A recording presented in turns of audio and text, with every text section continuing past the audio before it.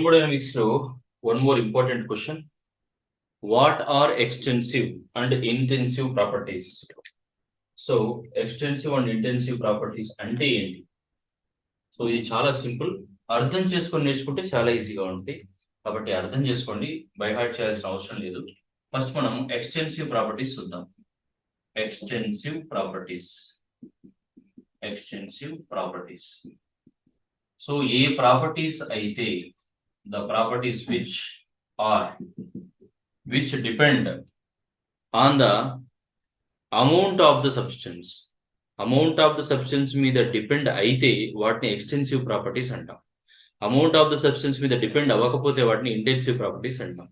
So amount of the substance మీద depend అయ్యేవేవి, for example mass తీసుకుంటాం. Mass, ఇప్పుడు ఈ ఒక మార్కర్ తీసుకున్నాం, దీని మాస్ ఎంత ఉంటుంది.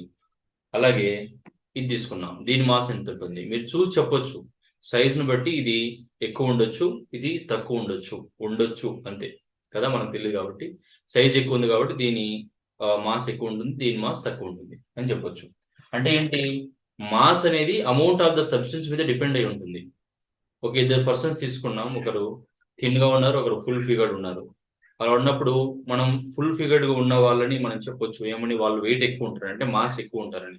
వీళ్ళని తక్కువ ఉంటారని చెప్పొచ్చు, ఎందుకు, సైజును బట్టి. అంటే మాస్ అనేది అమౌంట్ ఆఫ్ ద సబ్స్టెన్స్ మీద డిపెండ్ అయింది కాబట్టి అది extensive property. Got it.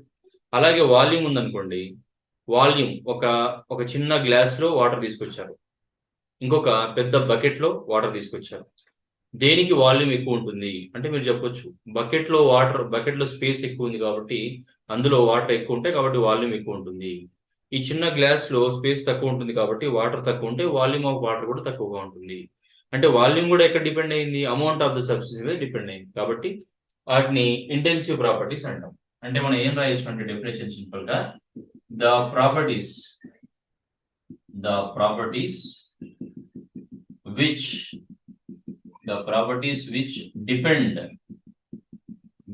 depend on the size or amount of the substance. So size మీద లేదంటే అమౌంట్ ఆఫ్ ద సబ్స్టెన్స్ మీద డిపెండ్ అయితే, ఇంతకుముందు మనం మాట్లాడుకున్నట్టు mass, volume, right, substance. The properties which depend on the size or amount of the substance are called extensive properties.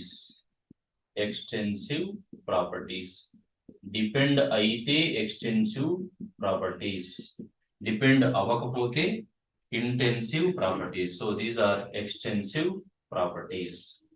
Example రాయాలి. So example చాలా ఉంటాయి, మీరు ఐపీలో అయితే ఏదైనా ఒక 2 ఎగ్జాంపుల్స్ రాస్తే సరిపోతుంది. మాస్, వాల్యూమ్, మనం మాట్లాడుకునే ఇంటర్నల్ ఎనర్జీ, ఇంత థర్మోడైనమిక్స్ ఫస్ట్ క్లాస్ లో చూసాం కదా, ఇంటర్నల్ ఎనర్జీ, లేదంటే గిబ్స్ ఎనర్జీ, ఎంట్రోపీ, అన్ని ఏవైనా 2 రాస్తే సరిపోతుంది, etcetera. Okay, now intensive properties అంటే మీరు రాసేయచ్చు, ఇంకా నేను చెప్పక్కర్లేదు కదా.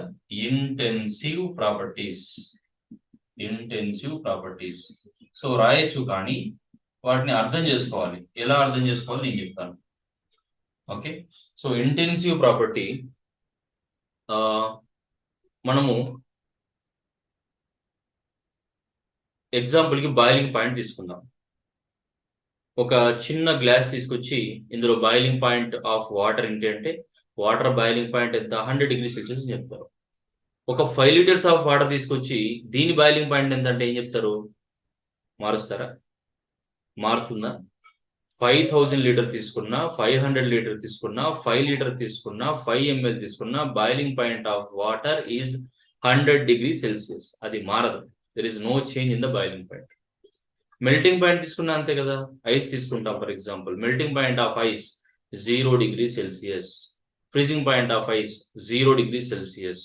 So boiling point, melting point, ఇవి రెండు చేంజ్ అవ్వవు, అమౌంట్ బట్టి చేంజ్ అవ్వవు. నువ్వు 5 ml తీసుకున్నా, 500 లీటర్స్ తీసుకున్నా బాయిలింగ్ పాయింట్ చేంజ్ అవ్వదు, right.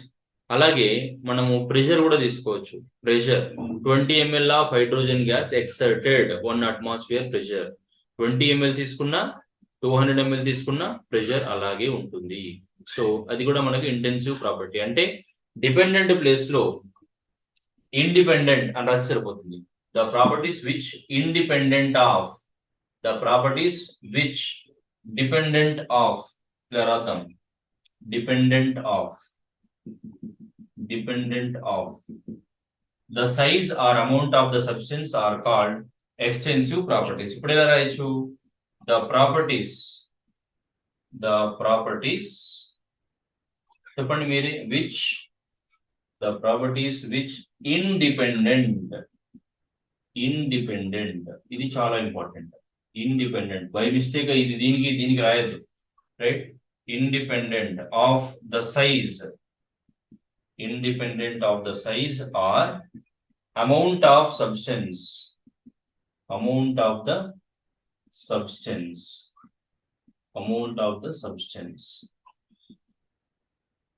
are called intensive properties.